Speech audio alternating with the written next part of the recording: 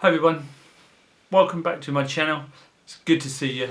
Yes, of course it's good to be seen. Well, today, not stating the obvious, I'm not in the woods, I'm at home. So what I want to do, or want to show you, is how I waterproof my G1000 Fjallraven Singi jacket. Now, I did a review on this jacket a little while ago, so hopefully if you haven't seen that, go back and see it. But today, because hopefully I'll be going to be doing some canoeing, and this is an excellent jacket to do canoeing in because it's got lots of room in there.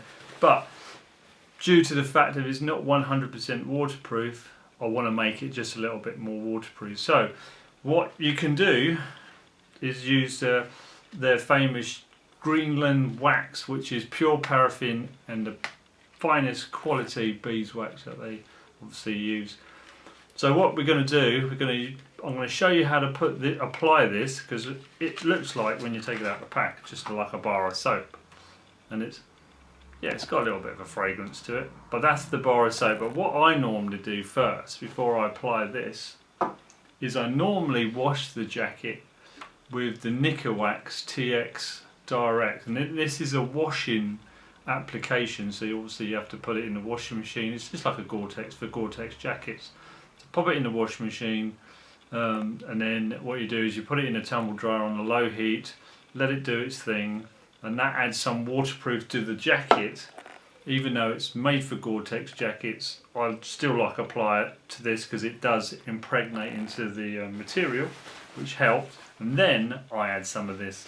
Now this is just the way I do it. You don't have to do it that way, but it works for me. So first things first, what we need to do is we need to apply this to the jacket. Now,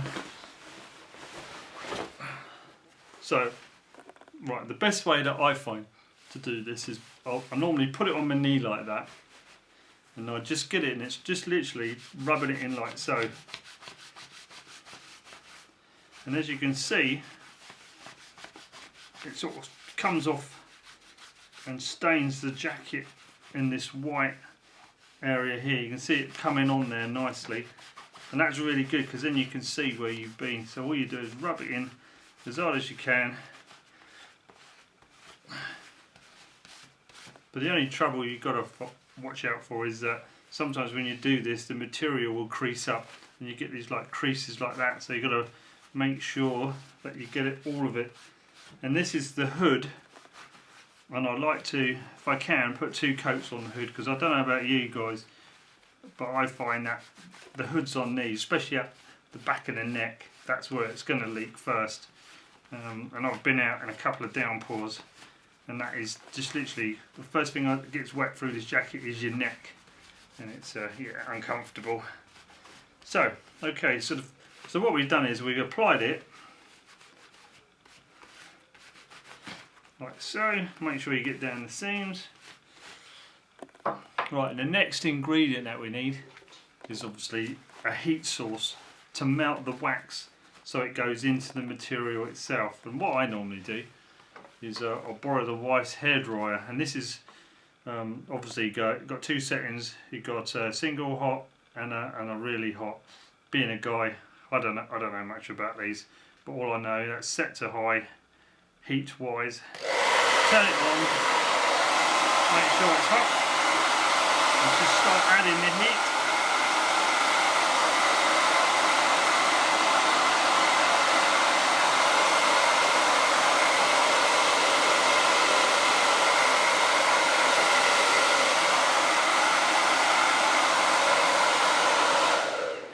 Now if you can see that, that's just melting and it's going into the material itself, and that is the process that you want to do. Now sometimes when you do the heat here, it doesn't always melt in very well. Normally that's probably because I've put more of a layer in a certain area, like here that you can see it's not gone in properly. So all you got to do is just hold it a minute.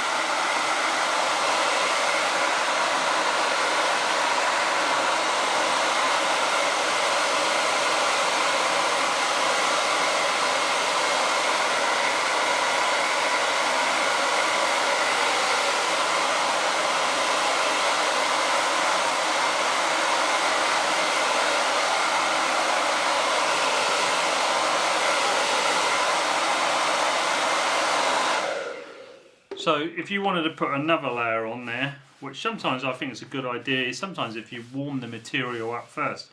So you put it on your knee and then you warm the material.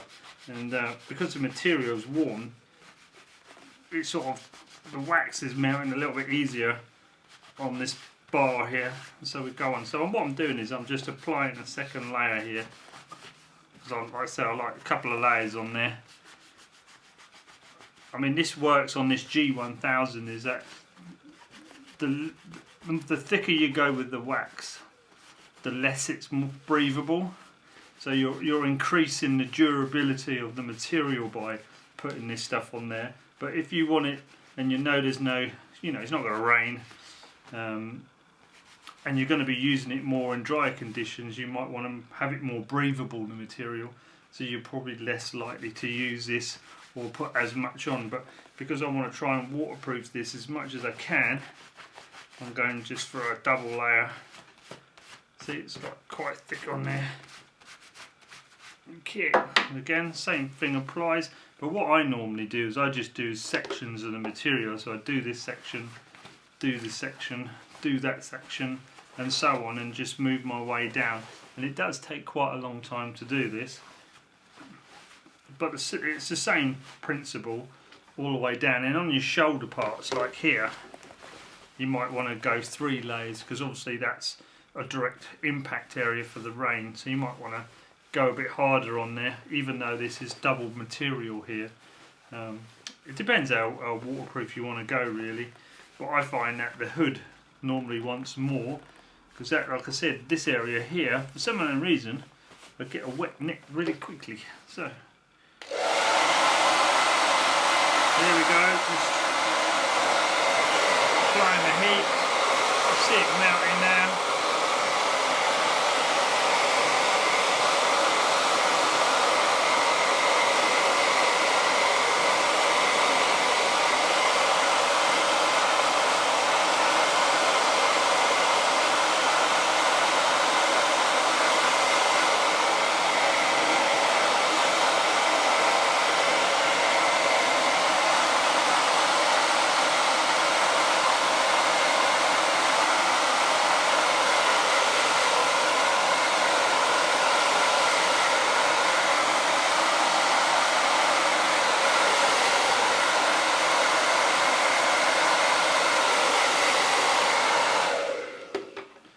Now, as you can see, that there is some slight discoloration from the normal green, because this is, like, I washed this first, make sure that all the mud was off.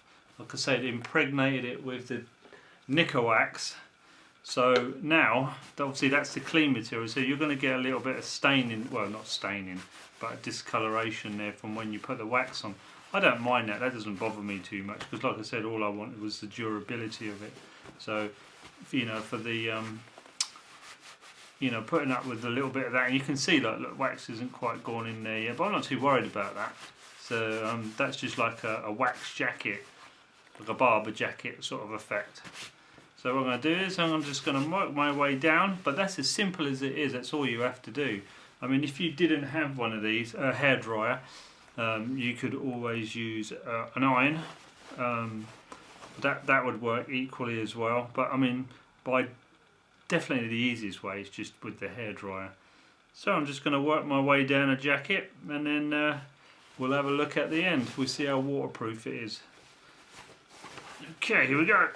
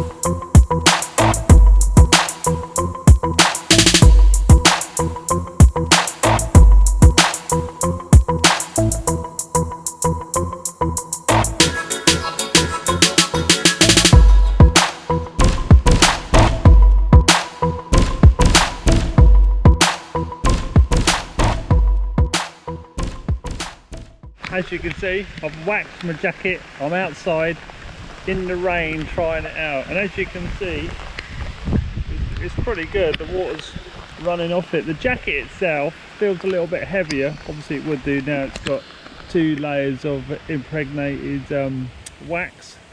So just to recap, you sort of rub it on. I find I'll put it on my knee, rub it one way with the like this, I'll say at the bar, and then just get a hot setting on the hairdryer, and then just literally melt the wax into the jacket until it disappears. Now I don't mind that some of the wax I probably missed, but I'm not too worried about that. So as you can see, it's held it out quite well. I mean it's slowing down now, but earlier on it was really coming down. So that's it. That's as easy as it is putting it on. So if anybody out there's got any G1000 material, whether it's a rucksack, trousers or a jacket, that's how easy it is to put that Greenland wax in. So worth doing, because it prolongs the life of the jacket. But that's it. So hope you liked it, hope it was helpful. All the same stuff. Thumbs up if you like it, like and subscribe, and I'll catch you on the next one. Just going to enjoy this rain, well, the bad weather. It's coming down. Yep, it's coming.